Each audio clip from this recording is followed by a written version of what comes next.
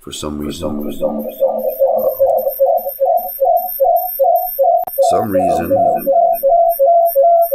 I wasn't broadcasting, but your friend didn't tell us.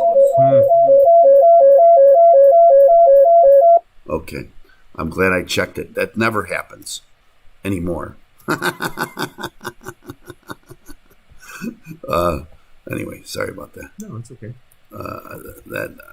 I'm looking though, and I don't see the bar, and all of a sudden it's telling me we weren't live. I'll have to add the first. Let's do it again. Sorry about that. No, it's okay. So do you have to redo the whole first segment? No, we won't. He has it recorded. I just didn't. It wasn't broadcasting. It was streaming.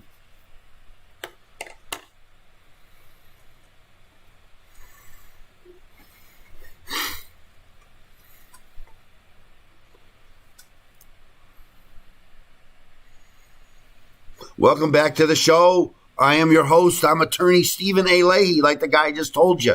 We're here with our technical producer, Joliet Josh. He's doing all the board work, whatever they do back there. I'm not sure what they do. I know he knows what he's doing. We're also joined with our guest this week is attorney Rod Drobinski. Welcome back to the show, Rod. Thanks so much. On this part of the show, I always like to ask people about people that they help. But before we do that, you know that I have two sons. Mm-hmm.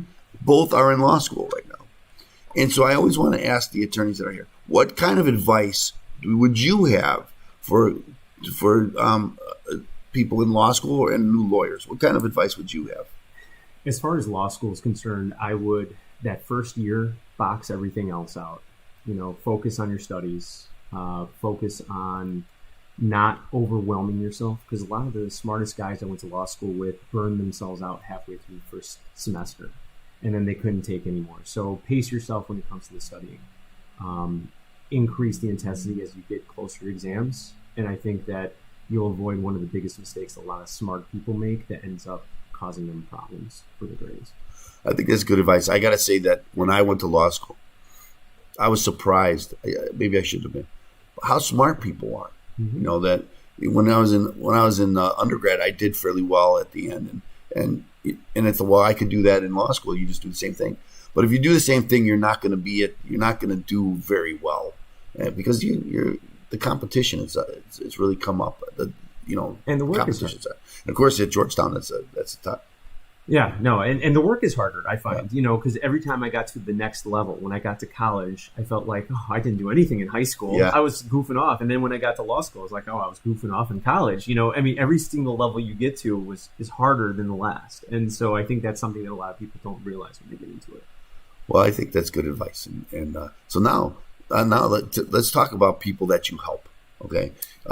You help people in sometimes the hardest times of their life. Mm-hmm. So tell us about some of the people that you've helped. So one recent example was a business owner had a wife who was a drug addict. She was addicted to heroin.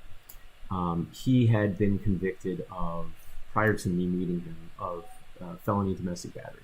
Screwed up on probation, got sent to the joint. So he spent over a year in the joint. Business almost went under. For our listeners, the joint is prison.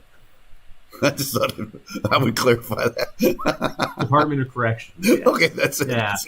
So he gets out, and part of his parole term is that he's not to have any contact with the alleged victim, his wife.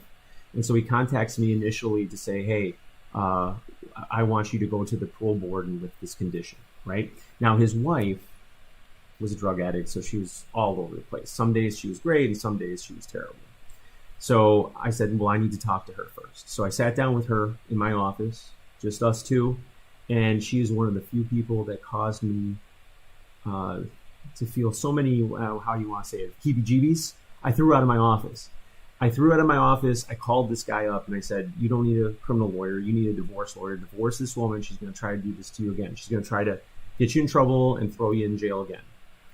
And of course, love is love, and I'm not their priest, so, they continue going on. But sure enough, she had a warrant outstanding for her arrest, out for a few months. She gets picked up, and the first thing she does was she accused my guy. I'm a victim.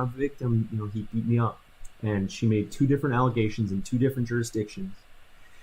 She got out of jail that same day based on her allegations, and my guy got arrested on a felony domestic battery charge while he was on parole for domestic battery. And because she is who she is, she told this long, rambling story about where they were that day. They went through the drive-through at Dunkin' Donuts. They went here, they went there, they went everywhere. And the patrol cop didn't do any kind of background legwork and didn't follow up on any of this stuff. He just got the warrant and arrested my guy. So I hired a private investigator. We went to all the places that she said they were that day. We interviewed witnesses. We pulled video. None of the things that she said were true. And so by the time we were done investigating the case, we didn't actually even have to go to trial because we went in back with the judge. We had a 402 conference, and the judge was telling the prosecutor, you need to dismiss this charge.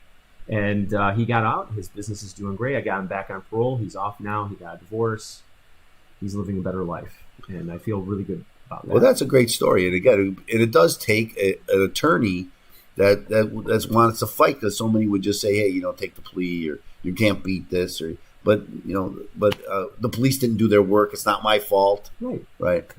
I'm here to defend my clients, just like I was there to prosecute defendants when I was a prosecutor. And so, it's their job to meet their burden. If they can't meet their burden, it's not my fault. I'm doing the best job I can for my clients. I'd like to tell us a little bit about driver's licenses and reinstatement, because I know, I told you I was an ironworker at one time, so I knew a lot of guys with driver's license problems. Mm-hmm. And back in the day, you can go to Wisconsin and they'd get a license in Wisconsin. You can't really do that anymore. But tell us a little about the work that you do there. So I help people get their licenses reinstated after they've gotten it revoked for any number of reasons. DUI is the most common, right? Yes, it's the most typical. And I think that there's a couple things that people need to understand. The system is very complicated to get your license back at one of those hearings. And so some attorneys claim that they know how to do them, but they don't. And I know because we end up getting their clients that got rejected, and they come with an order that says why they got rejected. So you can see, if you know what you're doing, what they did wrong at the hearing that caused the rejection. But basically, if your license is revoked for whatever reason, you should contact an attorney like myself. We know how to read the abstracts to see when you're eligible to get your license back. And then what it typically takes is a formal hearing in one of 4 locations in the state of Illinois. So you can either go to Chicago or Joliet. Those are the 2 closest locations to us here in northern suburbs. Or as we like to say, Joliet. Okay. I always go to Joliet. Because they're nicer there than the city of Chicago. So for example, there's a couple different levels that you can be in terms of your substance abuse issues, right? Level 1, level 2, level 3. I'm going to take the typical level 2. You're an abuser of alcohol and you got your license revoked. Approximately 77 questions is what the hearing consists of. I always take control. I ask my client all those 77 questions. I know what the hearing officers are looking for in terms of what the purpose of the hearing is and what we're supposed to display for the hearing officer. By the time I'm done asking my client the questions I have, they usually just re-ask 1 or 2 of my questions, and we walk out of there pretty confident that we're going to get your license back. I've not lost a hearing yet. Is that right? Yeah. Well, because it's very formally structured, isn't it? It is. It is. Yeah, you have to submit. You have to submit paperwork. You go down there with a conglomeration of. You need usually a letter from your employer saying that you need a license, or else bad things are going to happen to you at work, and then. The hearing has essentially what people would usually look at as like a prosecutor and a hearing officer. And it's very structured. It's very formal and it's recorded. Would you find then, when you mentioned that you never lost, that's pretty good. Yeah. And of course, when people are looking to get their license, because again, I've known a lot of people who've been denied. And it's such an important part of their life, not being able to drive. And many people, like it or not, many people drive anyway, and that's what gets them in trouble, even though they don't have a license. 100%. And actually, when you asked before about things that made me feel good about the work that I do, helping people get their licenses back, when you don't have a license, that's when you realize how much you need a license for getting a job, keeping a job, social life, taking care of your kids, just so many things that you need a license for. And when you don't have one, men feel emasculated. There's just so much that happens haywire in your life, and so some of these guys, they didn't realize that they were eligible for 10 years. So they were without a license for 10 years. Then they come to talk to me. We go take them to a hearing. They get their license back, and now all of a sudden they act like a normal. They're like a normal human being again. Well, I think that's important, though. As you mentioned, I've known a lot of guys that were 10 years without a license, and they just figure they'll never get one. And they've talked to people that try to get one, and I guess they'll never have a license. And again, that's what I was saying. Then they wind up driving without one because they can't tell their friends and family they don't have a license. Right. You're either going to either pay a lawyer to get you out of trouble when you get driving license revoked charges, or to get your license back and be legit. So tell people how they can find you. My phone number is 847-497-5001. One more time. 847-497-5001.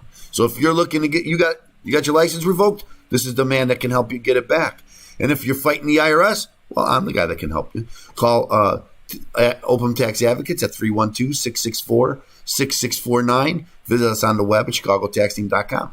At the end, we're going to take a break. On the other side of the break, we're going to do the Constitution segment. I think we're going to talk about the Second Amendment. Join us, won't you, here on AM 560, The Answer.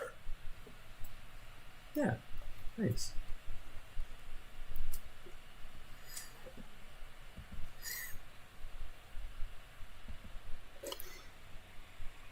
Okay. And we will talk about, you have something you got a case you want to talk about? You want to talk about it generally? What do you want to talk about? Yeah, I'm just going to talk about the Supreme Court case that they have, the gun case that they have, that they had arguments on just this past fall. Did you listen? Yeah. Okay. Yeah, it was great. Are you a big Second Amendment advocate? I am. And are you a participant? I am. Okay, good for you. I am. I think I got my fully card right. Yeah, so, that's a big case that's going to come down, and then there's other cases in the Supreme Court. Sometimes I like to read the amendment, and the Second Amendment is so short that maybe maybe I'll get it up here so I can read it before. A well-regulated militia being necessary. You want to do it? No. Go ahead, do it. I'm okay. It's good if you can. Well, wasn't wrong so far. No, right? Being necessary for the security of a free state, the right of the free. It's again very short. Shall not be abused. Yeah. To me, it's amazing what people can how lawyers can corrupt the uncorruptible. Twist words around. But even, and it's so short, it's like, well, you can't really, we're going to be succinct and clear. And then they say, well, see, it's not clear. It doesn't really mean what it says. It says what it means. Okay, Joliet.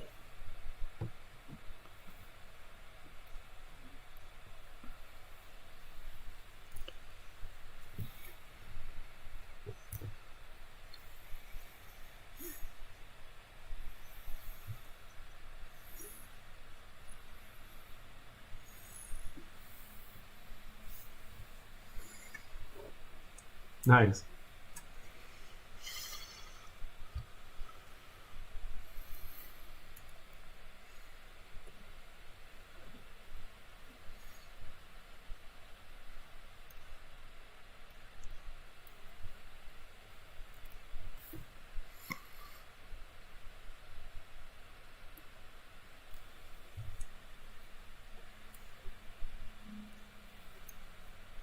Well, let's keep doing that, Ronnie. Let's keep telling the government what they can do. And even if they ignore us, and they keep ignoring us. And I got to say, I was watching this stuff up in Canada. It makes me almost Canadian. Anyway. The truckers. Yeah. Almost Canadian. So I always ask our guests what a constitution provision, amendment, or a case that they'd like to talk about. And you wanted to talk about the Second Amendment. And so before we get going, let me read the Second Amendment. Very short. A well-regulated militia being necessary to the security of a free state, the right of the people to keep and bear arms shall not be infringed. Pretty simple. Yep. Yeah, it's pretty. It's not very long. The part that always gives lawyers trouble is that first preamble to the verbiage, right? The well-regulated militia part. But there's a case in front of the Supreme Court that was argued just this past fall, winter, and it's going to be decided this term, is dealing with the New York state regulations about concealed carry. So it's the New York Rifle and Pistol Association versus Brewer.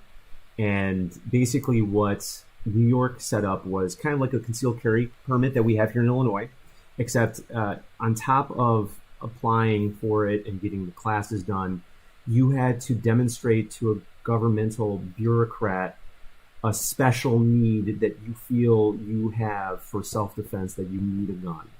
And that got litigated before the Supreme Court. The arguments were fantastic. Actually, the lead advocate for the Rifle and Pistol Association was Paul Clement, who was one of my professors at Georgetown. Oh. Yeah, I took one of his classes. That's interesting. Yeah, so it was great. But I think that the important thing that people kind of have to understand is, the fight over the Second Amendment didn't stop with Heller and with McDonald. Tell people what those are. So those two Supreme Court cases rose out of D.C. and Chicago. Basically, those two cities had forbidden anybody from possessing firearms at all. And they were complete bans. And the Supreme Court roughly held that those kinds of bans are unconstitutional. And the Supreme Court addressed the keep of the keep and bear arms, but they did not address the bearing arms. And so up to this point, it was clear that a person has a right to keep arms in their own home and in the curtilage. But now it looks like the right to bear arms is actually walking out the front door, and we're going to find out how far it gets down the street before the government can go ahead and regulate it. I think one of the things that the Chicago, D.C., New York, and now they try to regulate away your right? So the Supreme Court says you have a right for this, and then they try to come up with a way to take that right away from you. And that's what this is all about, isn't it? Yeah, it is. And it's going to be interesting because that they're going to try to be as limited as possible. When the Supreme Court makes these, crafts these decisions, they try to limit them because they don't want them overreaching or being too broad, because if they're too broad, they can upend a lot of existing law unintentionally. So what's interesting for our standpoint, part of the reason why I'm interested in it is because from my practice, I prosecute a lot of guns and drugs. As a prosecutor, I defend guns and drugs now. But basically, there's a lot of laws that are on the books today in Illinois that deal with how a person carries guns out in the public. And depending on how the Supreme Court rules, it might affect whether or not those laws are constitutional. Well, I await that case, and I'm familiar with the case. That you were. It's interesting that you listened did you listen because your professor was doing, or is that just a happy coincidence? I'd be listening to a lot of Supreme Court arguments if I was listening to him all the time. Does he do a lot? He does. He was Solicitor General of the United States under George W. Bush, and he's clerked for Scalia, and he does a lot of. Well, I always think I'm kind of out of the norm because I read most of the cases that come down. I encourage our listeners always when we talk about these cases, because at the end of a session when they come out with the cases, I generally will talk about them, and I always encourage people, go at least read the summary or read about the case, because you'll learn so much about our own form of government just by reading those cases. I agree. I agree. So, but listening to the arguments, one day maybe we'll be able to see them, but we can't see them now because they don't allow cameras in the courtroom. So tell people how they can find you. Oh, so my number is 847-497-5001. The number again is 847-497-5001. So this is our guest today is Attorney Rod Drobinski. And he, again, I thank you so much for picking that. The Second Amendment is always something that we want to talk about on this show. And we'll keep an eye out for this case coming down. Maybe when the case comes down, we'll get you in to talk about it again. Absolutely. And if you're talking about law, and you're talking, because everybody does, I know I do. Then you should call us. If you're fighting the IRS, call us at 312-664-6649. We're going to take another break. We're going to come back on the other side and have a lot of fun. So join us, won't you, here on AM 560, The Answer.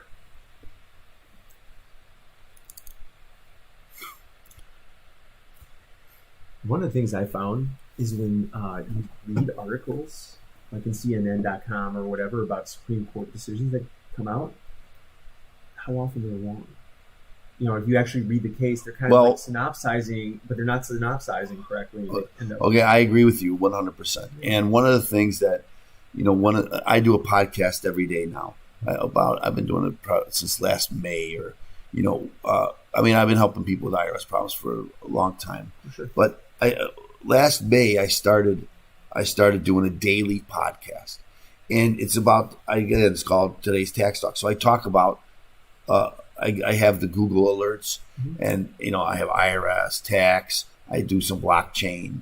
I talk about cryptocurrencies. Oh yeah. So I get all the stories, and I read these stories, and they're all For instance, this Cash App thing, and that's why I was up. That's why I told you I want to send them all to all these different radio stations, because I'm reading these stories and they're all wrong. Right. And it's like government propaganda. Because they don't. The people who are writing them are just repeating what someone told them. Yeah, and they're just they're repeating the propaganda that the government wants you to know. They don't know. No, I'll tell you, that crypto area is brave new world. Oh yeah, for a lot of reasons. Yes, it's really blockchain. Blockchain is I'm a certified.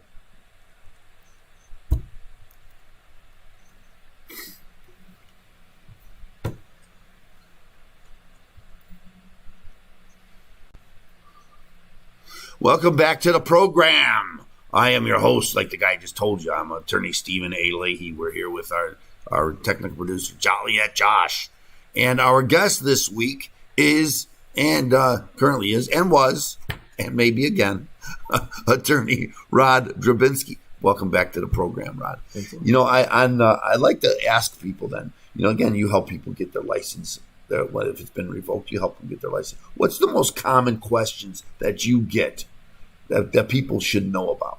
Well, probably one of the most common questions people ask me is, if I get pulled over and they think I'm DUI, what should I do? Should I blow? Should I not blow? Should I do field sobriety tests? And I'll tell you what, the typical advice that a lot of attorneys tell people is, don't blow, don't do field sobriety tests, because they'll arrest you and you'll go in and you'll get your license suspended for the SSS, right, the statutory summary suspension for not blowing. But when the state goes to try to prove you guilty, that they won't have any evidence, and therefore it'll be easier to fight the criminal case, right? From my standpoint, I think that's probably good advice, because the more accurate advice is not good for drunk people. Like, if you've been having too many, if you've had any alcohol, it's hard to tell a person, well, if you only had 2 over like 3 hours, then go ahead and blow, right? It's hard to tell that person, because you know how people are when they drink, they forget, I had those 2 other shots and I had this, and so if you had an accurate accounting, I could tell you. I actually had a client call me up, former client, call me up at 2 a.m. He got pulled over before the police officer got to the side of the door. He's like, oh my God, Ron, what am I going to do? And I said, well, how many did you have? And he said 2. And I said, for real? And he said, okay, 3. All right, fine. When was your first and when was your last? And then what's your body weight? It's very scientific. And he was going to be under, from what he told me. I said, if you're telling me 100% true, tell him you'll blow. Tell him you won't do any field sobriety tests, but you'll do the blow, and you'll blow under it. And you'll be fine. They'll cut you loose. And when we told that to the police officer, this one situation, okay, not generally speaking, but in this one particular situation, the police officer didn't even arrest him. Just told him to call his mom and dad to pick up the car and drive him home. Well, I'm always one to tell people, first, you should never, and this is just my advice usually, don't answer questions without your attorney there. And you can always blame your attorney. I always say, I'd like to cooperate with you 100%, sir, but I paid my attorney. He told me not to go. So I should call him first. Right. No, that's. And I had another guy who told me never say you even had one, because now because as you just said, and I'm not telling you to lie, because you shouldn't lie either. That's why you don't answer the question, because you can't lie either. But again, what you just said is like, people say I have one. The cop is thinking you didn't have one, because you always tell us everybody had one. Yes, everybody. How many did you have really? Maybe 10, but I always got to tell you I have one. But I will tell people. I mean, there are more and more jurisdictions now where you want to refuse the breathalyzer test, because of technology, they're able to get search warrants right then and there. They call it into the state's attorney electronically. They get a search warrant signed by a judge, and the cop can take you right from the traffic stop straight into a hospital to forcibly draw your blood. And if you refuse that, you get charged with a Class 4 obstructing justice. So instead of you looking at a misdemeanor DUI, you're looking at a Class 4 felony. Okay, I'm not going to go there with you because this to me is what we all should object to. Almost like the face recognition for the IRS. I'm talking a lot about that recently. But again, the more forceful, it's like, oh, you think we have to follow the rules and you don't have to self-incriminate? I know we have the Fifth Amendment, but we're going to find our way around him. And I don't think our government should be in the business of finding their way around our constitutional rights. My own opinion. I agree. No, I agree that constitutional rights are, Fourth Amendment's there for a reason, right? And I will say that Lake County doesn't so much do that, but McHenry County does very aggressively. Yeah, that's disheartening a little bit. But again, here's the best advice, as you probably will say: don't drink and drive. Yeah, I always thought Uber was the best insurance policy that's ever been invented because it's not that expensive. It's a lot cheaper than fighting in court, and you don't even have to drive. So I've always taken an Uber whenever I know I'm going to drive. I drink. We all thought Uber was going to get rid of DUIs. It hasn't. It has not, yeah. Now the next thing is the self-driving cars. Eventually, the self-driving cars are going to get rid of DUIs, but I doubt that highly as well. Well, how can that be? I think that if you're drunk driving, you're making poor choices anyway. So So the car is going to make a poor choice. You might not engage it. You might actually drive because you're not thinking straight. I see. I think there's too much at stake for you for people not to. 100%. 100%. I mean, people don't realize how dangerous a thing that a car is. Oh, I get that. They text and drive.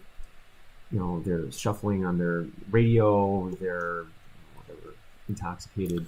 Well, as you point out, it's a vehicle. Here's this 3,000, 4,000 pound object hurling at 65 or more miles per hour, and if something stands in the way, that's why I tell my kids, man, they start going 90 miles an hour, 100 miles an hour. One little slip of something, and that thing is going to be tumbling, and is never pretty on the other side of something like that. No, it's all tragedy. Yeah, I agree with that. So tell people how they can find you. At my phone number 847-497-5001. My number again is 847-497-5001. Now, we talked about getting your license reinstated, but do you help people with DUIs also? I do. Okay. I do. I defend DUIs. I get driver's license reinstated. So my first language was Polish, so I still speak it. So when I went into private practice, part of the idea was, defend the DUIs and then help them get their licenses back. Okay, so here, remember now, thanks so much. This was our guest today is Attorney Rod Drobinski. He fights DUI charges and helps people get their license reinstated. We help fight the IRS. Call us at 312-664-6649. We're going to take another short break. We're going to close out the show on the other side on AM 560, The Answer.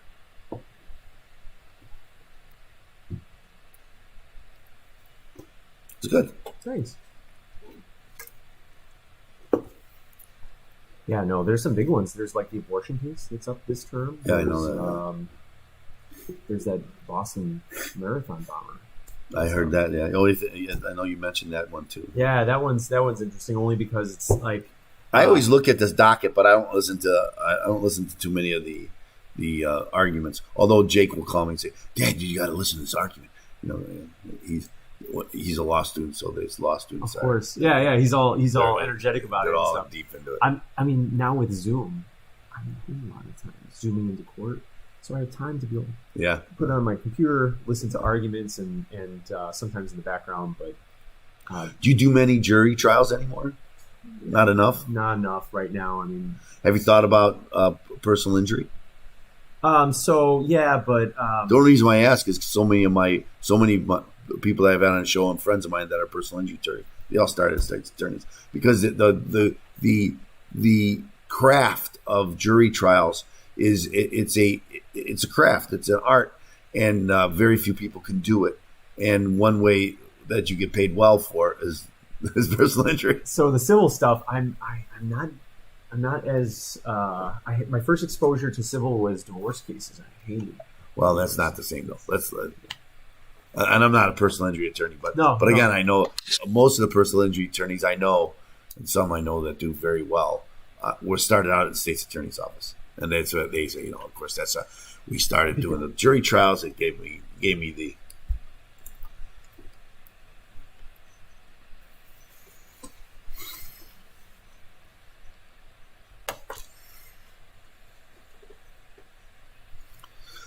Welcome back to the show. I don't generally call it a show. I usually call it a program. This is the Trust Radio Network here on AM 560, The Answer. We're here with our technical producer, Joliet Josh. You knew I was going to say it before I said it. And our guest today is Attorney Rod Drobinski. I want to thank you so much for being on the show, Rod. Thanks. Very nice to meet you. As I mentioned, I know that you're friends with my son, Jake. He speaks very highly of you, and he has for some time. I know that you ran for office, and I know that he was very energetic, trying to get you elected. And I'm on this show and on my other show. I always talk to people about their civic responsibility and how we need people like yourself to get involved with the process. What's your take on that? I agree with that. I think that we need better people involved in government if we want to get better government, right? So very good point. Yeah. And politics is such a dirty business, and it's so distasteful for a lot of people that a lot of people just don't want to get involved. And I understand. I agree with that, and I think that. But you don't have to. You don't have to get involved like Rod did and run for office. I mean, you ran for the state representative, right? Yeah. You don't have to do that. You could do. You could become a committeeman. Mm-hmm. You can get involved with the elections and make sure that they're run right. There's so many other things that you can do that aren't as all encompassing. Yeah, I agree. And becoming an election judge, counting ballots exactly. And all that. I mean, I know I was a poll watcher, an attorney for the Illinois Republicans in Lake County during this last 2020 election cycle, and they were dying. The clerk's office was dying for election judges to come in and open up those mail-in ballots and count them all, and they just didn't have enough people. And that's a big thing, right, isn't it? Not to have enough people to make sure that it's – and then when you scream, hey, it wasn't fair. Well, if you're not there to count it, how can you argue that it wasn't fair? Right. Get involved. Come in and, we're watching. You count them.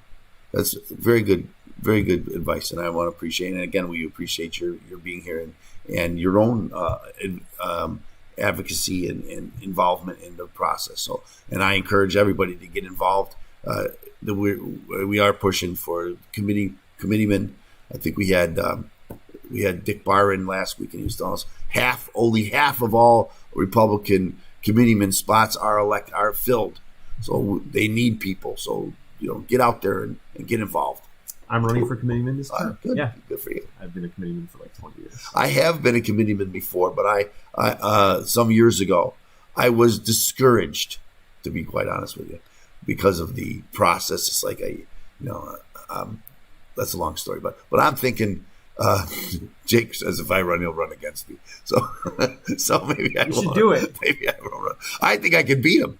But he is an elected official in our district, as he says. So he thinks he's better known than me, but I don't think so. I think I can beat him. You don't want to show him off. He's your son. You love him too much. I do love him too much. If he loved me, he wouldn't threaten me to run against me. Anyway, so we'll see. One of us are going to run. I hope. Anyway, thanks so much for being here today. Thanks for having me. Give us your phone number one more time. 847-497-5001. So this is our guest today has been Attorney Rod Drobinski. He helps people get their license reinstated, and he helps them in criminal matters, DUI matters. So if you have any problems like that, if you know someone who does, call Rod. He can help you. Okay, so we're going to take we thank him again for being here. Join us next week here on the Trust Radio Network, here on AM 560, The Answer. Cool. Thanks, man.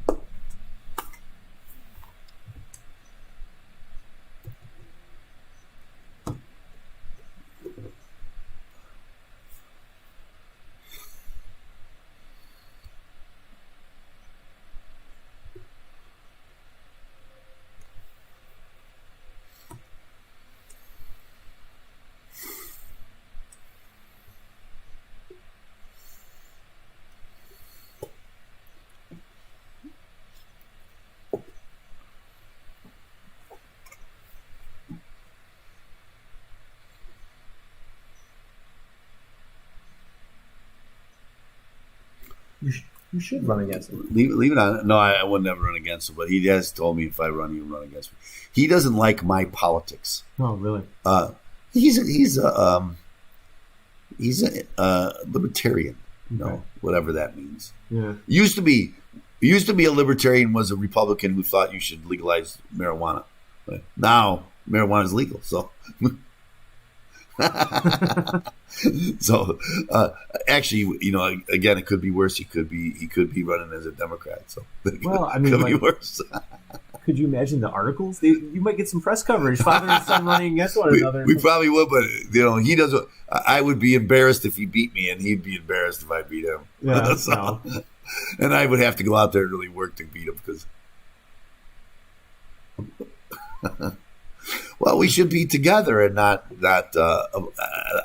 opposing each other. Yeah. Then the only thing we get good press is if he badmouth me. I wouldn't badmouth him. So, yeah, my old man. I tell you something about that old man. He's an old man. That's what's wrong with him. It would be great. It would be hilarious when you guys were quoted. Why are you running against him? And then you each have to figure out what you why. say. Yeah, why are you running against him? I don't know. That's a good question. He grounded me too many times. Actually, I didn't ground him enough. That's why he wants to run against me. No, Jake's hilarious. So wait, you have another son? I do. His name is Joe. Joey just started law school at John Marshall. Also, very nice. He's in his first semester. Okay. Both of the both of the boys did not want to go to John Marshall. I went to John Marshall. They did not want to go there. Okay. They both wanted to go somewhere. Joe wanted to go somewhere warm. Mm-hmm. He wanted to get away. Both took time off, and then both. One of the only schools in the country that lets you start in the spring term is John Marshall. Right. And so both were like, "Well, I'm just going to go to school," and so they went to school, and both are on a scholarship at school. So, that's awesome. Yeah, that's great. My brother. Okay, so I was the older one. And I was always the smart one, right? My younger one was kind of the wild one, my younger brother. We both ended up lawyers.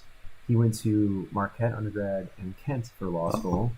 And now he's in-house counsel at Gilead out in San Francisco. He's making more money than he knows what to do with. Good for him. So, like, he's got all the money, but I was supposedly the smart one, right? Yeah, it didn't work out that way. You went to Georgetown. Yeah, I know. You're supposed to make a ton of money out of Georgetown. I know. I didn't do that a lot, but I will tell you when I got called back by Winston and Strawn because I wanted to be at Winston and Strawn because they had Dan Webb was there, and I want to be a trial guy, right? So I get the call back, and the secretary says, we'll put you up at this hotel. And I was like, oh, it's okay. I'll stay at home with my mom, and I'll take the train down. She's like, no, trust me, you want to take this hotel. Put me up at the Palmer House Hilton. It was a 2-story beautiful room. It was the nicest hotel room I've ever walked into.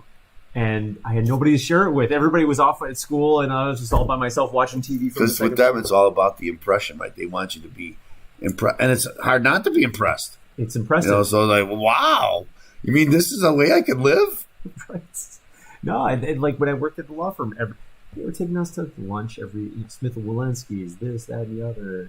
One law firm event we went to Dave & Buster's. They gave us cards just jacked up with cash, so we were just like playing video games, running through. So it was they wine and dine you, so that when you get there, they can slave you away. Yeah, but they pay you for it. They pay you. They pay you for it. But it is impressive. I have a guy who's going to be on the show. He works for Baker McKinsey. Oh yeah. And so I haven't had any really lawyers. Most of the lawyers that I have are work for themselves, have their own law firm. Mm-hmm. So he'll be my first Baker and McKinsey guy. So I was like looking at some research of it. It's pretty impressive. The cases that they get is impressive. I mean, again, most of my guests are very impressive on their own, and I'm an entrepreneur, and I think that I have this affinity for people who work for themselves and go out there. But again, as you say, the best hotel room I ever stepped by. Oh my god! Believe me, you want to stay there. Right? The lady was hilarious. I love that. That secretary was fantastic. But because the big law firm, the big companies with all the money, like Gilead, my brother's company, when they have litigation going, they hire Sidley and Austin. They hire the big boys because they want the best. Yes, and they'll pay for it. Yes, and whether or not they get the results, Well, again, but they are, that's why they're staffed with top attorneys. Correct. From the top schools. Correct. And just the way it is. And the same thing when who gets, look at all the credentials of people who are in the Supreme Court, and now the new Supreme Court nominee, that they're trying to get diversification, not by race or sex, but by not being in Yale or Harvard. And Amy Coney Barrett was in Notre Dame. She was from, but that's like when we took a step down and went to Notre Dame. It's like Notre Dame's a pretty damn good school. So, no, she did very well for herself. Yeah. No, but you know what? I'll tell you, those guys. So one thing I will say about Georgetown, the thing that makes it probably the coolest part of that experience is that I got to meet while I was there, Scalia, Justice Thomas, and who else came in through our law school while I was there? The two I was a big fan of, Scalia and Thomas. I'm trying to remember. As I am. But I mean, it's great because you get to meet them one-on-one. And are you a member of the bar of the Supreme Court? No, I'm not. So I was a member of the Federalist Society at Georgetown, which is why we had that kind of. That's how I met. I went to a Federalist Society event. That's when I met Dan Proft when we were both in law school. Oh, really? At a Federalist Society event. He is still affiliated or does some work with them. I do not. He is. He's more their let's say, they're smarter than me. Let's put it that. and that whole they're more of a highbrow, kind of big picture. Yeah. I went to John Marshall. John Marshall, we always say, we're the guys that do all the work. They're the guys that think about how they're. Well, we're the guys who go to court and do the work, and I'm not bad mouthing it. It's just the way it is, and I get it. There's some judges. I mean, look, John Marshall has some judges. I know in Lake County. And well, most of Cook County because they're all politicians' sons. They went to John Marshall. But Bill Daley went to John Marshall, became the Commerce Secretary. Yeah. So that's pretty impressive. So, well, first, I want to thank you so much for being here. It's very nice. I generally, the first time we get to do this, we get to know you, but we'd like to have you back, and then we can really talk about different things besides just surface stuff. Okay? Cool. No, that'd be great. Thanks so much for joining us. Thanks. We're going to take about a 15-minute break. I'm going to take a picture with Attorney Drobinski, and we'll be right back. Thanks, man. Appreciate it. Wow. I got a political event going. What do you got going? In McHenry. So Dan Cheney running for Supreme Court. Oh, yeah. I'm trying to get him on my show. Oh, are you trying to? Yeah. I will.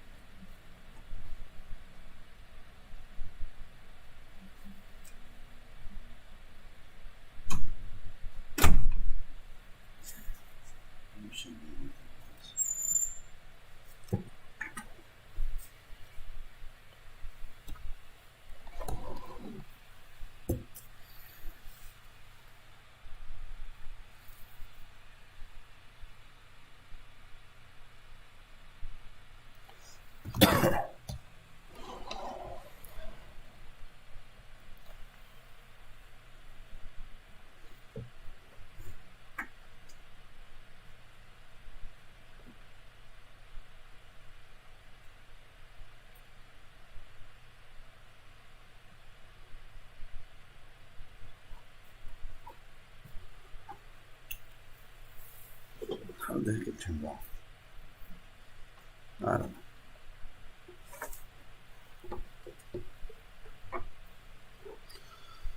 Oh boy.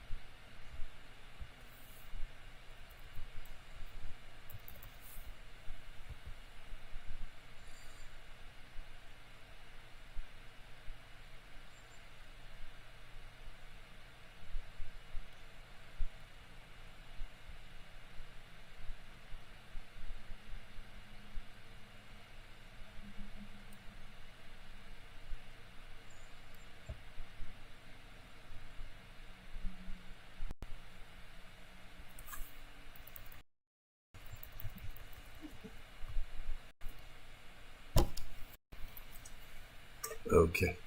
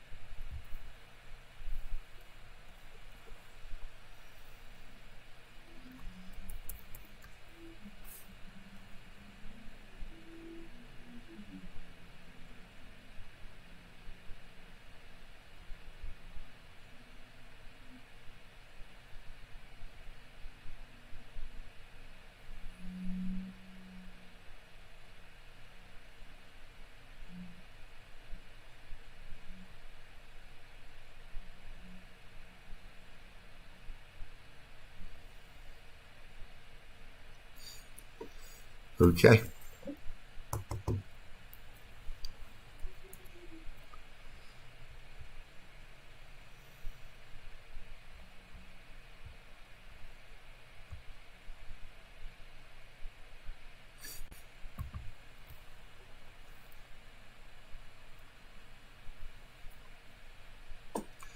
Thank you, Josh.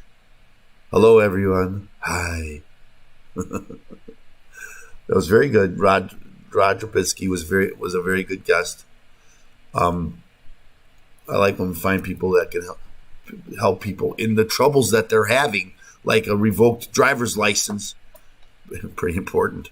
And I'm not kidding when I tell you I know a lot of people that this happened to, and they would go 10 years or more, and most of them would drive without even though they're suspended. It's like, well, I got to get around. What am I supposed to do? Not drive because you don't have a license? How about that? But people don't think of it that way. They just don't think it's fair, and they're going to do it. And I drove for 10 years. I never got caught. The 11th year, I get caught, and then you're going to it's not a little thing too, driving on a revoked license. So better again, makes more sense to hire someone to get the license back. And I know a lot of people that tried to get the license back, and they said that it was, it's very difficult. Well, I think if you have 3 or 4, it's kind of impossible. You do hear these stories though about people. Yeah, he's got 10 DUIs. He's still driving. I don't know. I don't think that's at least not here in Illinois. That doesn't happen very often. I wanted to. I was going to say something. Whatever. I'm going to go into this.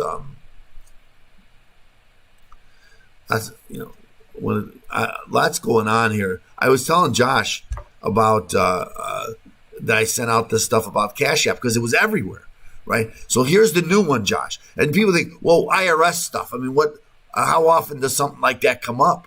Well, here's the new one. The new thing that you're going to hear all over the place, which I'm going to send to the because I want to get on radio again, is the facial recognition.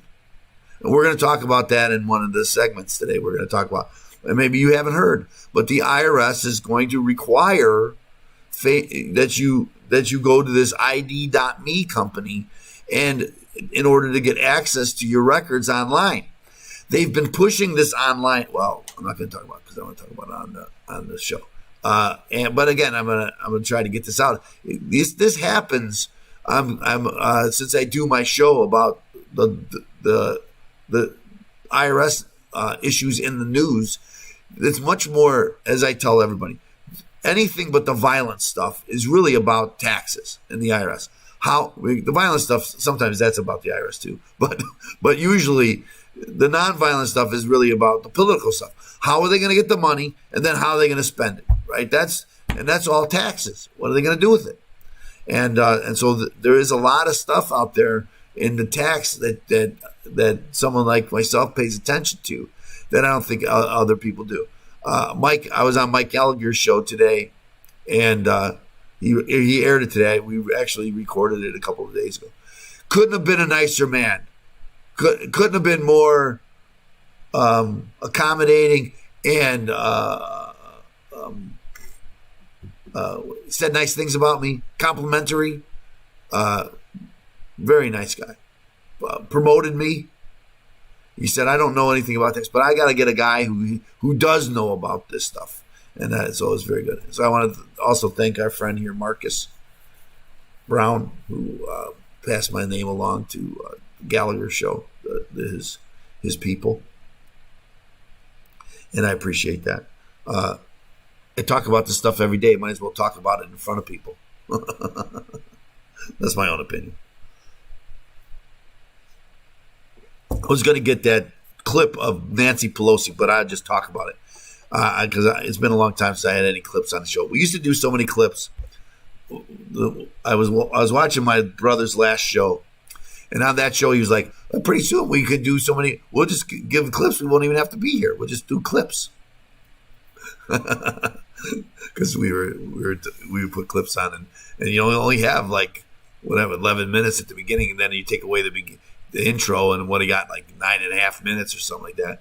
If you fill it with 6 minutes of, then you got the intro, then you got the other intro, and that's another 2 minutes. So now you got 7 minutes. If you fill it with 5 minutes of clips, you don't really have anything to say. That's an easy show. I used to send a bunch of clips to Debbie every. She'd always want them before Friday, but I always sent them to her on Friday.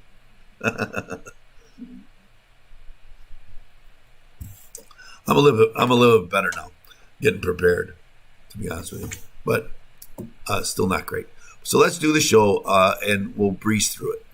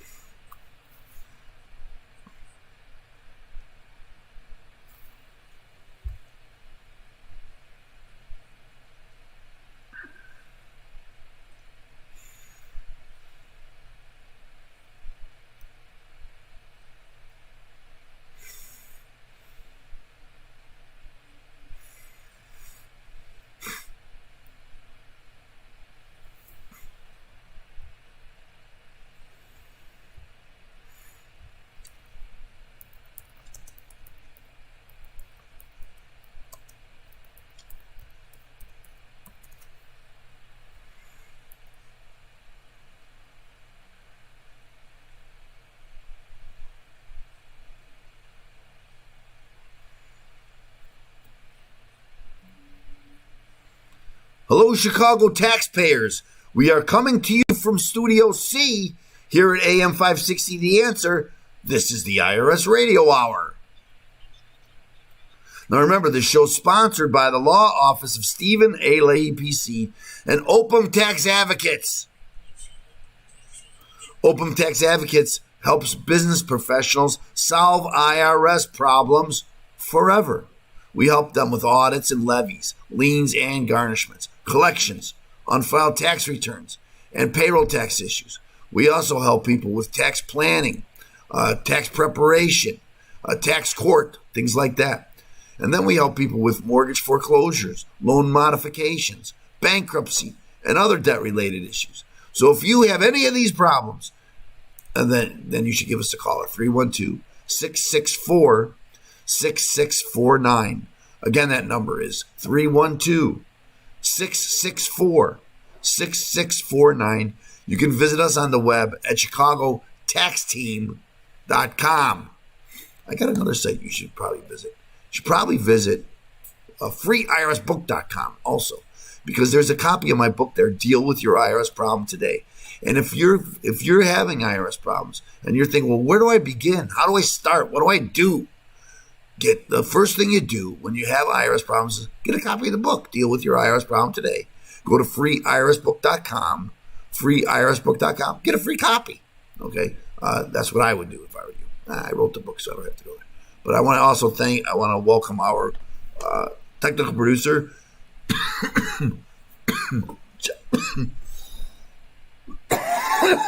I'm sorry, Josh. Jolly Josh. Every year I get this cold. This is why my friend David Hochberg calls me Lou Rawls, because he thinks my voice sounds like Lou Rawls. Every year it's like that. But I'm getting better. So let's do the show. Let's do the review and comment on the news. The news roundup. See, I did kind of backwards that day. But that's fine. I'm kind of impressed. I'm kind of inspired. And this has never happened to me before. But I'm kind of inspired by the Canadians. I'm usually like Canadians always let you down. It's like, I thought you were America. But you're not America. I know you're not America. But I thought you're freedom, right? That's the same thing with the Australians. I always thought, they're free people. They're rambunctious. They like their freedom. And then then they get this guy Trudeau in there who just does exactly opposite of what I think a free country should be. But now I see all these signs that mandate freedom. Now I'm going to ask people, and now I'm not taking a political position. Okay, a little bit. Well, how can you be against mandating freedom? How could that be a bad thing? It's like, well, we don't want that. Well, what is it that you want then? You don't want freedom? Well, that means that you get to be free. Well, yeah, I think that's what we want. Well, we have a pandemic, don't you know? How could you be free in a pandemic? Well, this just gets me, and I don't want to talk too much about the pandemic because I'll get barred by all these people. So I'm not going to talk too much, but I am inspired by the truck thing. I see it up, here in America, up there in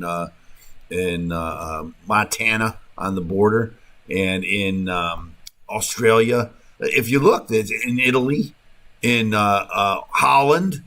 Oh, these truck protests are really going across the globe, and it's pretty inspiring. It's not happening in China.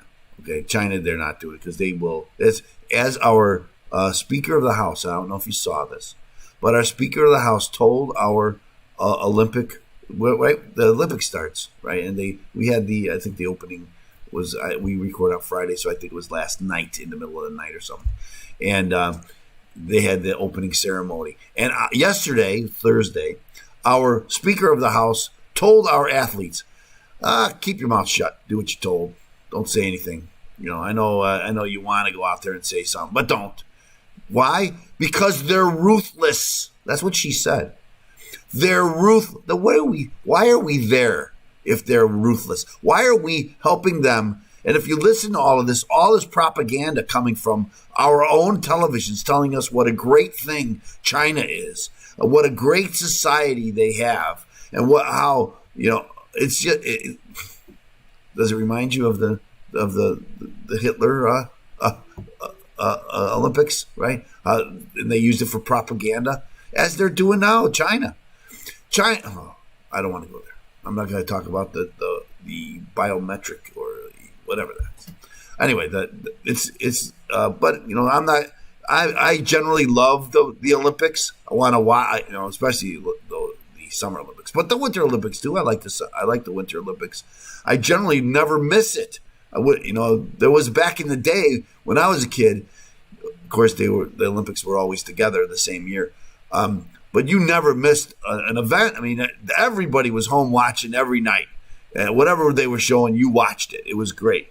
I know that the Summer Olympics didn't go very well in Japan. At least I didn't see very much of it. I don't know why. I wasn't purposely avoiding it. Like sometimes it wasn't. I wasn't boycotting, but I don't know why it just didn't catch fire. Maybe because there was nobody in the stands. It's hard to get excited about it. So I wonder what's going to happen here with this one. And again, when our own Speaker of the House is telling us, keep your mouth shut, do what you're told. They are brutal. But then they encourage the same people, her, for instance, encourage our own athletes to protest America. That's fine. You can do that. You know why? Because we're not brutal. We don't take you out in the back and shoot you. Okay, and they might do that to even an American citizen, but that's because they have no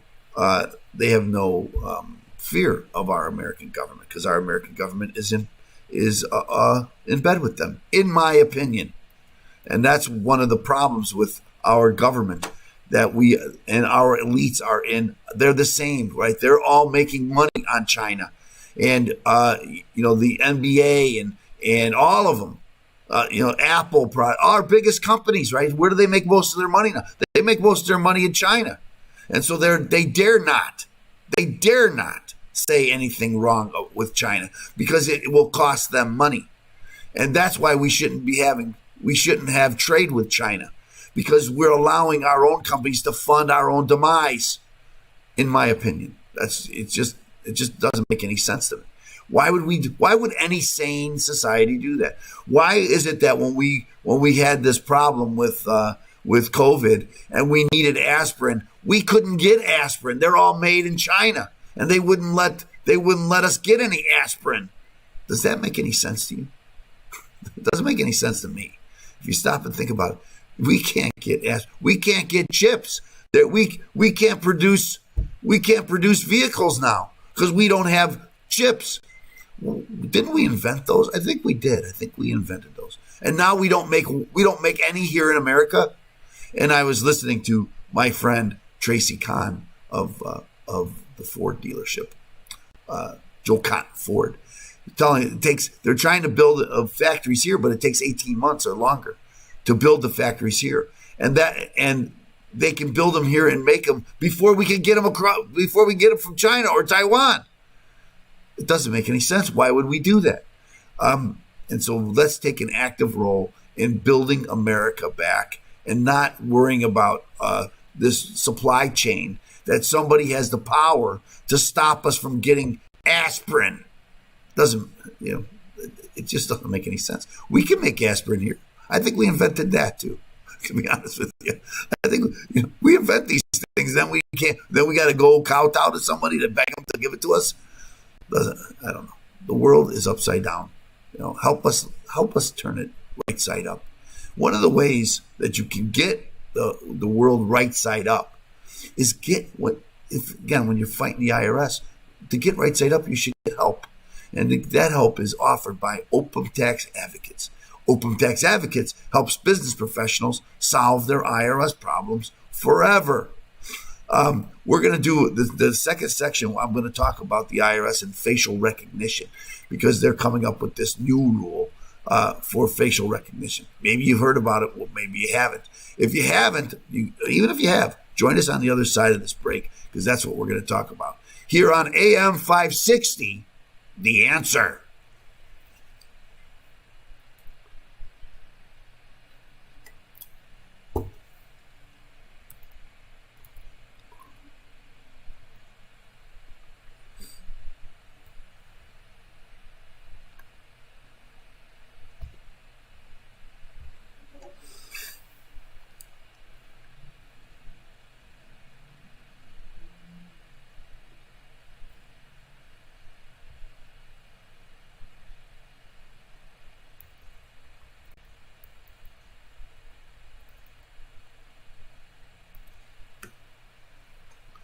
Okay.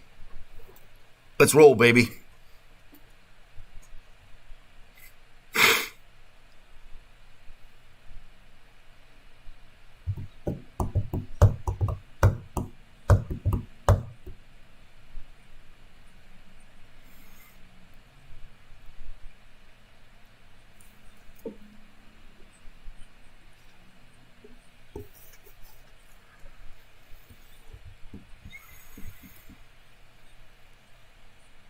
Welcome back to the show. I am your host. Like the guy just told you, I'm attorney Stephen Leahy. This is the IRS Radio Hour here on AM 560 The Answer. We're here with our technical producer, Joliet Josh. Thank you, Joliet, for all you do. Joliet and I do another show. It's called the Trust Radio Network. The Trust Radio Network generally airs on Saturday at 7 o'clock. But there's been some basketball that's been interrupting. But then they change it around on me. I don't know when it's going to be. But generally, it's at 7 o'clock on this station, 560. And I interview trusted professionals, many attorneys. But yesterday, I didn't have an attorney on. Last night, I had realtor Dick Barr on. And I got to tell you, Dick Barr is a consummate professional, knows what he's talking about, works up there in Lake County mostly, Round Lake area. So if you're looking for a home, Dick Barr is the guy to go to if you're trying to buy or sell a home. The guy knows what he's talking about, and it's really about marketing with him. And he's also a drone pilot, so so no matter what kind of home you're selling, he's going to do a nice presentation for you to get your home sold. Because it's all about marketing. Selling a home is like everything else; it's all about marketing, and that's what Dick Barr helps people do up there in Lake County. Now, next week, though, we have an attorney next week, Attorney Rod Drobinski. Rod is an attorney, helps people with criminal law, helps people with driver's licenses when they get revoked. Do you have a revoked driver's license? Do you have a son or a cousin who has it? Because everybody knows somebody who's got their license revoked. Rod helps people get their license back, and he's been very, very successful at it. He also represents people in criminal matters. He was a former state's attorney for 15 years, worked with in one of the most prestigious departments in Lake County State's Attorney's Office, the Gang and Gun unit up there for 15 years. So he really knows what he's talking about. Join us next Saturday night here on AM 560 The Answer, because we're going to meet Rod Drobinski, and we're going to learn how he can help you.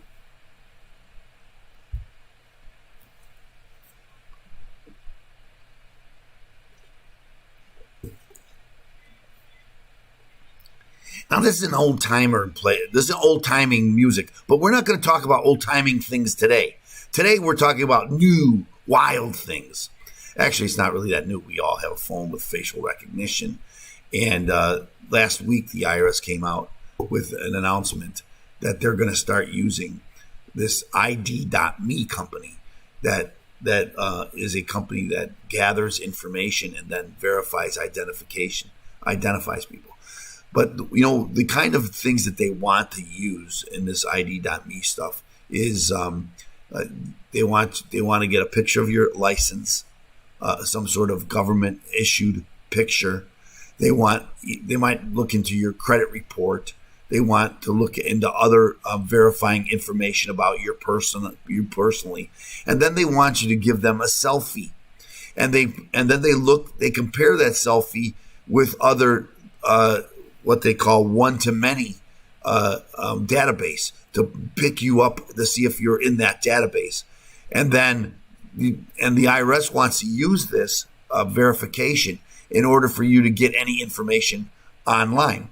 Now, if you've been paying attention, as I have, you've seen the IRS is really, in the last several years, has been really pushing this irs.gov. Kind of what happened with Obamacare, right? When they go, we're going to put everything online. And that's what the IRS has been trying to do for the last couple of years. And I think, my own opinion, I think that one of the reasons why they stopped answering phone calls is because they want you to go online. Get your information yourself. You don't have to call the IRS. Go to irs.gov. It's all there. Now, I use irs.gov because as a tax professional, they have a portal for us to get things. And I got to tell you, it doesn't work that well. Earlier this year, they promised that instead of using a fax system, right now when I get a new client, I get a power of attorney. And historically, what would happen is I would send that power of attorney to the IRS via fax, and they would or mail, but mostly we would fax it. But now when COVID hit, there was nobody there to get the fax or to put paper in the fax. And so it wasn't there, and it would take me 8 months, and I'm not kidding, 8 months or longer to get my power of attorney in. So I couldn't get any information, and I couldn't help my client. Now, luckily, most of the IRS people were at home, and they weren't doing anything to anybody, so it didn't really matter to many of my clients. But they came up with a system maybe about a year ago that was electronic. So you can go online to their irs.gov, and I can request a authorization right there online. It would go to my client online, and my client could log in and then give me permission automatically. It would happen. The promise was it would happen automatically, and I would have it that same day. Well, in reality, it didn't work that way, and I used it. I was very encouraged, and I was like, okay. Then the first 10 or 12 clients that we got, we used it. Only 2 of them I ever got my power of attorney in. and it still took 2 weeks or longer for it to go through. It wasn't automatic, and now I don't even use it because then I go back and forth. And I'm going back and forth with my client, and so now I know I went back to the fax. Or actually, we uploaded we upload a thing myself instead of putting it on the irs.gov site. But this is the site that they want everybody to go to, that they've been pushing people to. And again, remember, the IRS only answers 1 in 9 phone calls. So if you want answers, they've been pushing you to the irs.gov, and now they want to use this facial recognition software. So they're going to have all your information, all your tax information, and the most sensitive information you have, your biometric information. And a lot of people, and this is what gets me, a lot of people are like, oh, that makes perfect sense. Let's use that. I think I saw a poll, 3 of 4 or something like that, 7 of 10 people believe it's a good thing that the IRS will do this. But I can tell you, when it came out last week, this is a bipartisan group of people came out and objected to it now. So just like they did with the bank statements, right? Remember some months ago, it came out that they wanted to come after everybody's bank statements. And a bipartisan group of representatives came forward and said, no, we don't want you to do that. And so the same thing is happening now with facial recognition.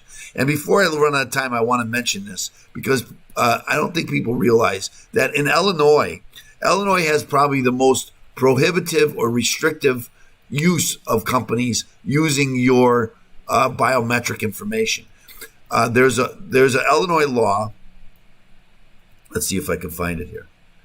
There's an Illinois law that it is called the Biometric Information Privacy Act, and it was enacted some time ago in 2008. And it prohibits companies from using your biometric information without strict adherence to the rules. So they have to tell you in writing what they're going to take from you, how long they're going to keep it. And you have to give them explicit permission to get this information and for them to use it in writing. And so again, Illinois is kind of in the forefront of this, of these cases in the country in the last year. 3 out of the 5 biggest cases for this biometric privacy law has been here in Illinois. So I don't know how this is going to pass Illinois muster unless they assume, well, you're giving them permission because you have to. How else are you going to get any information? There's talk that the IRS is going to require you to do this, even to file an electronic return. Well, everybody's got to file a return. 95% of all returns are now filed electronically. So if they're going to require you to have this ID.me verification just to file your tax return, I don't think that is voluntary any longer. I think it's compulsory, right? They're making you do it. You'll have to say that you're giving them permission because the consequences are dire if you don't. But I think that's how they're going to get around it. So we should all be objecting to this. We should not allow our government to start collecting biometric information about all of us and then sharing it with third parties, right? Because that's what this is all about, right? We don't want, we fight the IRS. That's what we do at Open Tax Advocates. We fight the IRS. We don't want them to have more information about you. We want them to have less. Anyway, you should, if you're fighting the IRS, call Open Tax Advocates, 312-664-6649. We're going to take a break. We're going to do the Constitution segment, and we're going to talk about the Second Amendment with our guest, Attorney Rod Drobinski, here on AM 560, The Answer.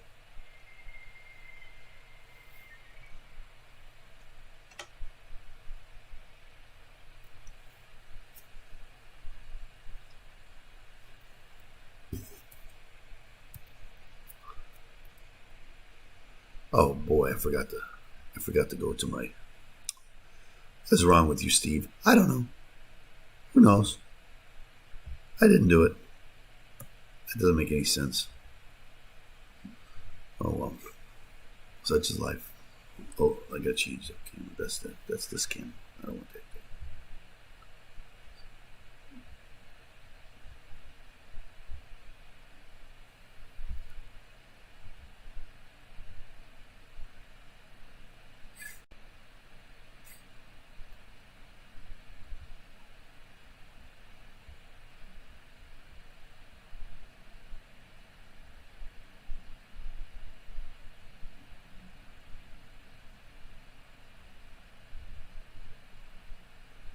Okay.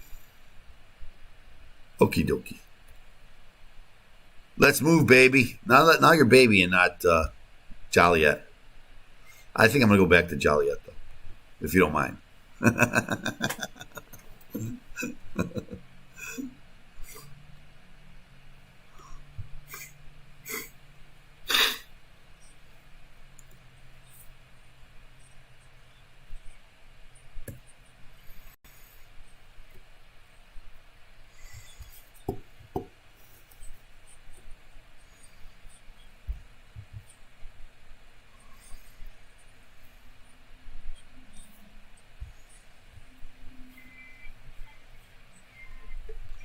Yeah, I am the tax man with my Lou Rolls voice. I am here with our technical producer, Joliet Josh, and you, the listener.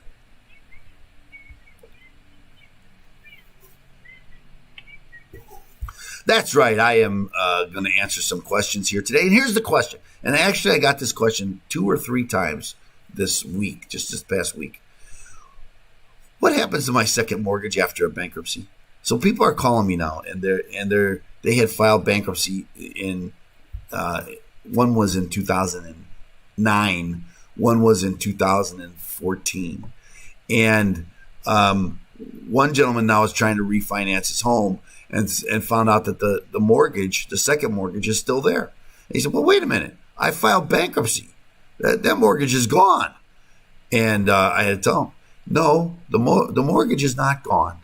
You do not remove a second mortgage lien from your home with a Chapter 7 discharge. Okay. It does discharge you of that debt. And what does that mean then? That means that you personally are no longer obligated on that debt. It means they can't sue you to get paid from it. They can't garnish your wages. They can't go after your bank account. And now remember, when most people did this, when they filed bankruptcy, their house was underwater. Means that they owed more on the home with their first mortgage than the house was worth. And so that second mortgage was what we call wholly unsecured. There's no value there for the second mortgage. And so people a lot of people, what they did was they modified their first mortgage, as this gentleman did. He modified his first mortgage, and part of his first mortgage, they took about $30,000 and they put it what they call a non-interest bearing account. So when they rework your mortgage, they take that money out and they don't work it in what your monthly payment is. And sometimes now they're going to 40 years, 30 years, 40 years, and they redo the loan to make it another 30 years or 40-year loan. And if you were to stay there for 30 years or 40 years, you'd still owe that amount that's on that unsecured, that non-interest bearing account. You still owe it.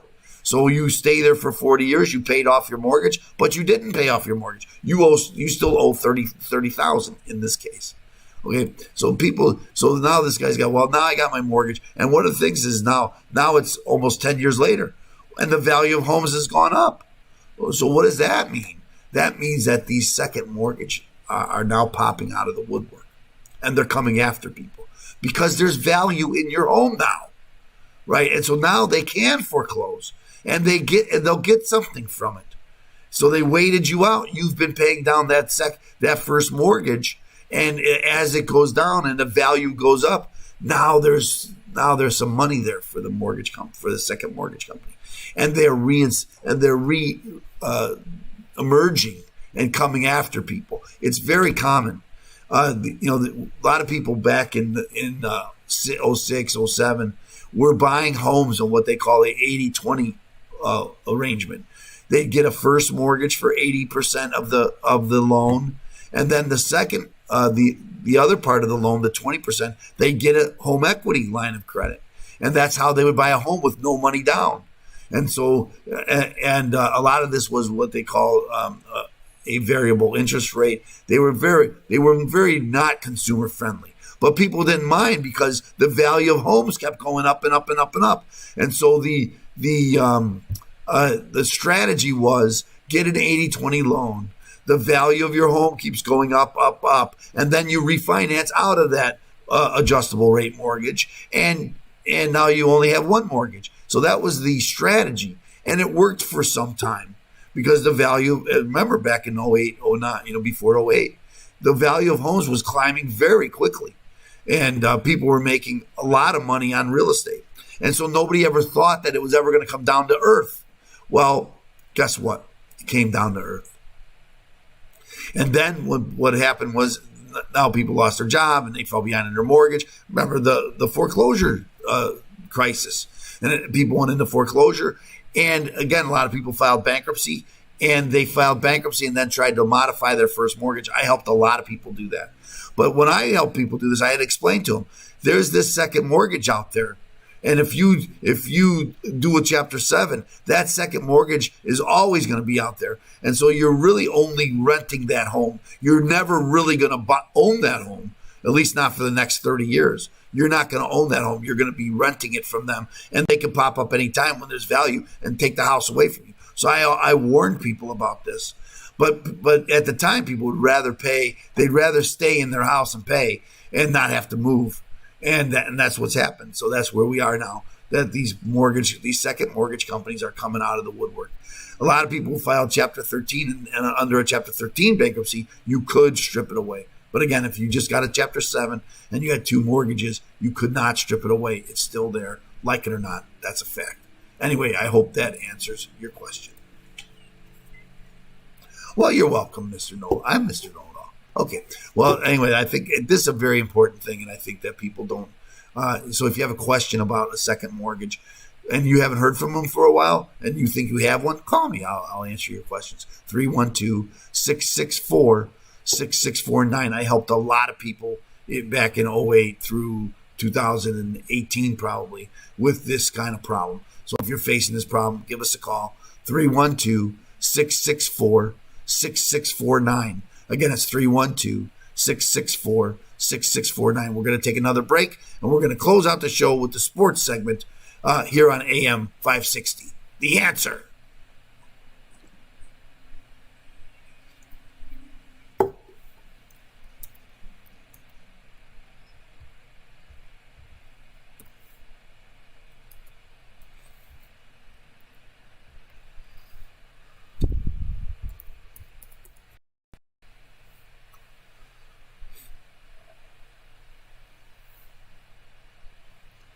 Let's go right into it, Josh.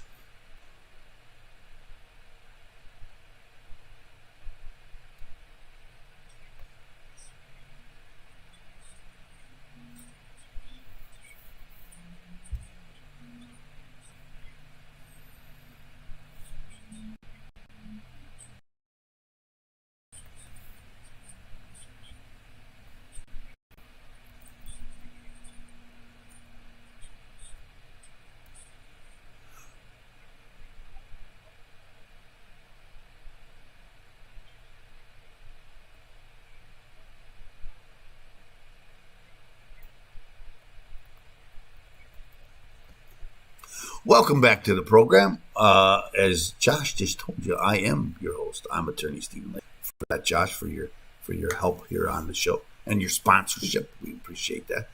The biggest sporting event is happening, the Olympics, right? That's the biggest sporting event. And again, it's all the Chinese, and I'm looking at it here when I'm going to talk about it. And of course, it's all the opening ceremony. What a great thing they did. They had I don't even know how to pronounce it. The Muslim minority, Uyghur, yeah, okay, whoever them. They had one of a female come in and say, "See, we don't kill them all." Well, not this one. You didn't kill. So it's like this one this one can help you. So see, and our own people are like, see what a great, this proves there's a slap in America's face because they're using this to show that they're not really mean to them. It's like one person, it's like what do they have, 1 billion people? 1 billion people. Anyway, I don't know how much excited, but before we go, I wanted to ask your take on the Bears' new front office and the new our new coach.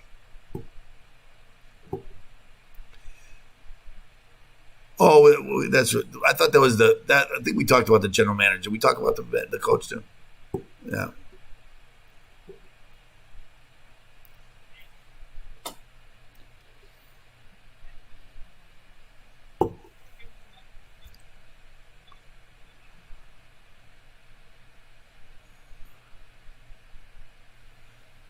Coaching. Is this his first head coaching job? Okay, it's a tough job, and the spotlight's on you, and it's one thing when you're an assistant and you think that you're getting a lot of attention. Then is nothing like being the head coach. Again, being a head coach in Chicago, it is a big spotlight for a lot of people, and I think you got to give them that. You got to give him the room to grow into that spot. I hope he does grow into it. I'm, as we talked about last week, Josh, I'm hopeful. Yeah, I'm hopeful.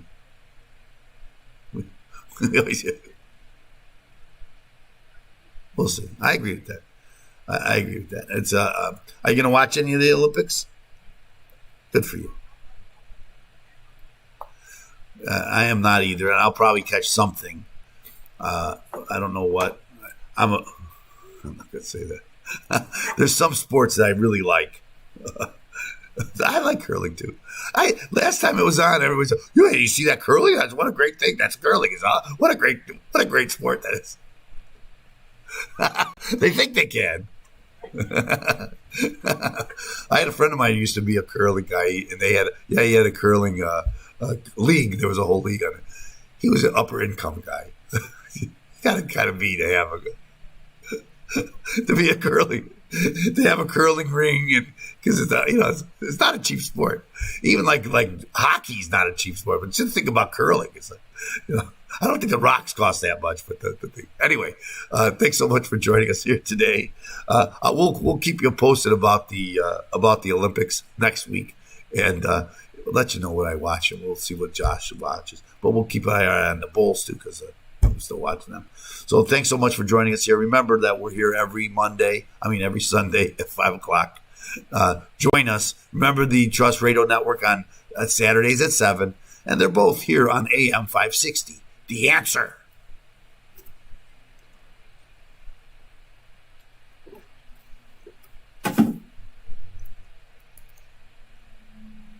Okay, that was pretty good. We kind of flew through it. Let's close it out.